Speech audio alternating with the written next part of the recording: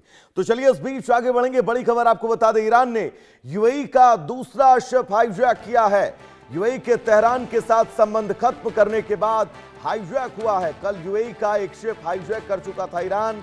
तो संयुक्त अरब अमीरात ने ईरान से सभी संबंध खत्म करने का ऐलान किया था। जवाब में ईरान का बड़ा पलटवार सामने आया है।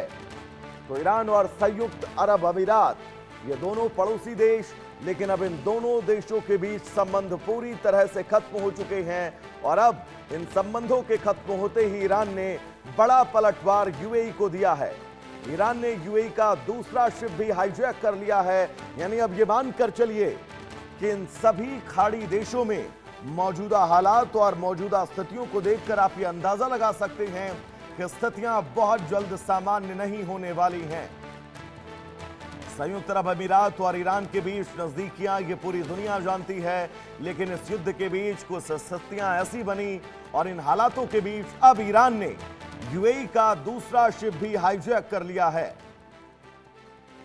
और कल आपको याद होगा, संयुक्त अरब अमीरात ने तेहरान के साथ सभी संबंध खत्म करने का ऐलान किया था। और इन संबंधों के खत्म होने के ऐलान के बाद ईरान ने यूएई का एक शिप हाईजैक किया और अब दूसरा शिप भी हाईजैक कर लिया है। तो ये बहुत बड़ी खबर। हाईजैकिंग से आप ये समझ सकते हैं कि इन दोनों देशों के बीच संबंध में और भी ज्यादा दूरियां आ सकती हैं, और भी ज्यादा कड़वाहट पैदा हो सकती है। लेकिन ये तस्वीर और तेहरान के साथ यूएई के खत्म होते संबंध और इन संबंधों के बीच यूएई के दो शिप का ईरान की तरफ से हाईजैक किया जाना, इन खाड़ी देशों में बढ़ती दूरियां और इन दूरियों के बीच अब ये कहा जाए कि ईरान की ये गतिविधि इन दोनों देशों के बीच संबंधों में एक बड़ी खाई बन गई है, तो शायद ये गलत नहीं होगा।